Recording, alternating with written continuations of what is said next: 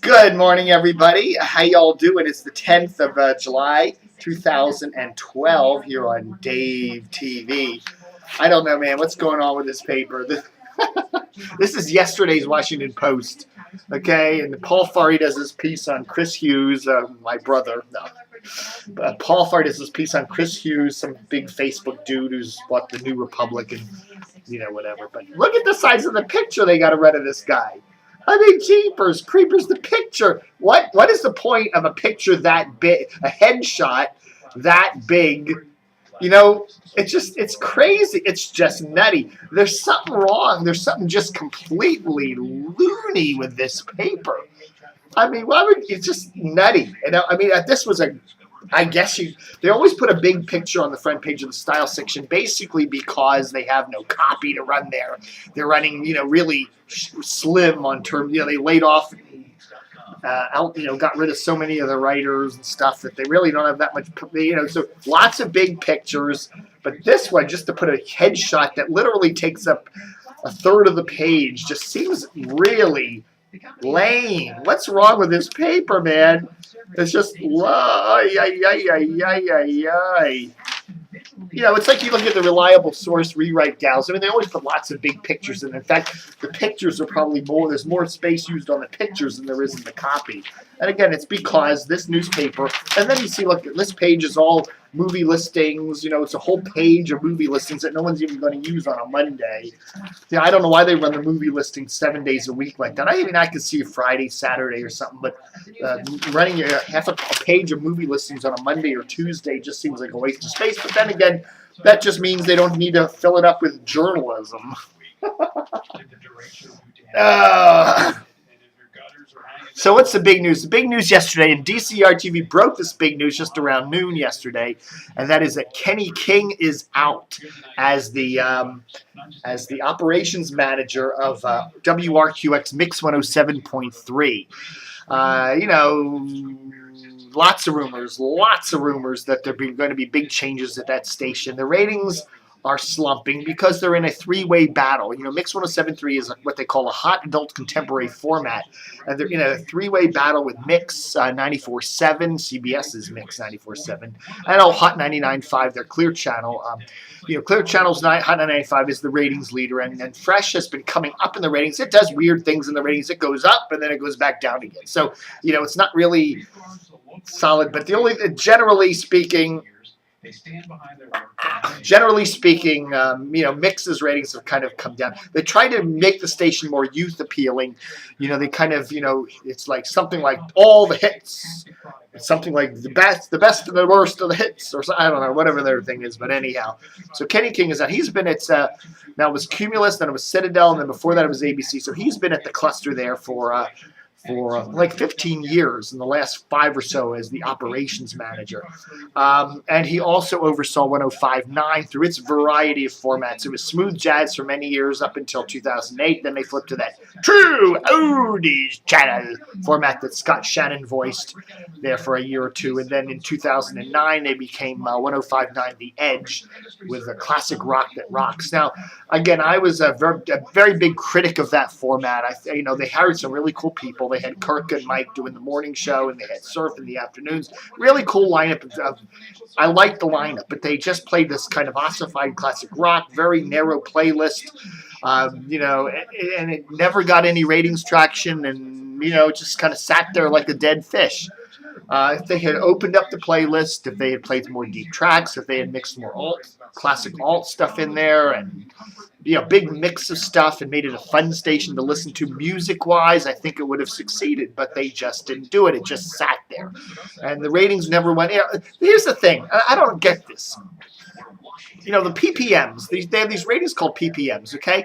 They're electronic ratings. People wear a little cell phone device on them. It just literally records what's playing on the radio around you. So it's quite accurate in terms of that thing. But these ratings come out weekly, so they have weekly trends. Now, granted, a weekly trend isn't much. Things can shoot up and down, whatever. But, you get really detailed details.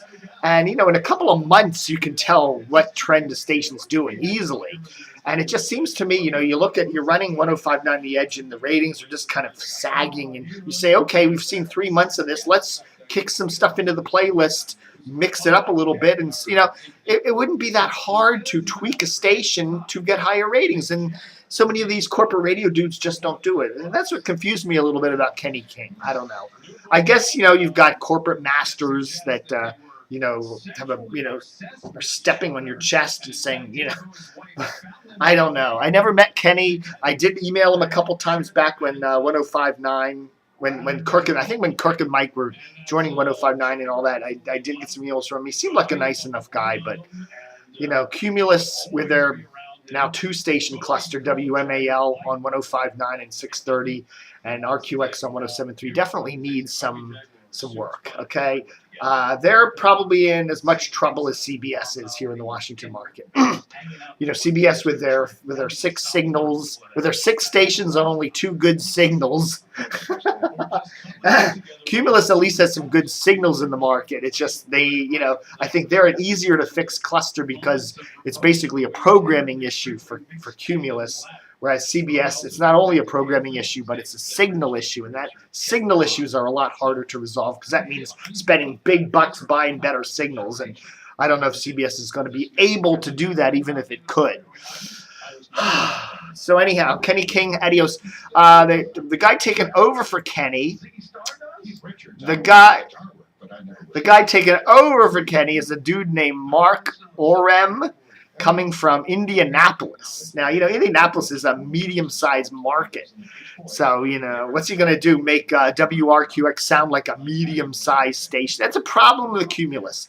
Their stations sound like medium-sized or small market stations, even here in Washington. WMAL sounds like a small market talk station that you might hear in Roanoke or Peoria, that's not tailored to the large market. They don't know how to, Cumulus, one of the things Cumulus does not know how to do is to tailor their signals, their stations in Washington to the Washington market. They just don't know how to do that. And I don't know if their new head of corporate, the cluster here, Sam Rogers, I don't know, he didn't have much success over at CBS. Left there, last summer and came over here to Cumulus. And I don't know, good luck, but I don't see a lot of hope for WMAL or WRQX in the ratings in their current incarnations. The other big question in the mix with Kenny gone is what's going to happen to Jack Diamond. Jack Diamond's been there since I think he got there in 1930. He's been at WRQX since 1930.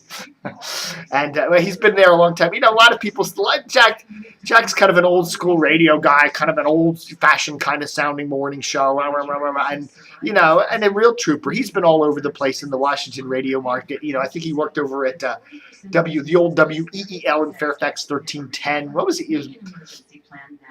His name was Harvey Fisher, and I think he called himself Bruce Diamond or something like that back when he worked at Wheel, and then eventually he changed it to Jack Diamond. But I like Jack. I think he's a cool old trooper, kind of a Don Geronimo-esque kind of guy, if you get my drift. But I think it'd be interesting to see what happens with Jack. I kind of think he's probably on his way out with the new management over there at the Cumulus and at RQX. Maybe they'll have the big retirement party for him around Labor Day or something. I don't know. But we're going to see some more changes on 107.3, I'm sure. As if anybody cares. All right, folks. That's all I wanted to talk about today. There she is, Jamee Whitten, the traffic lady. Jamee Whitten, what's she do? Total Traffic. I like her a lot. In fact, that's the only reason I listen to WMAL in the mornings is because of Jamee Whitten. That's the only reason. Thanks for watching Dave TV for this 10th of July. So, there.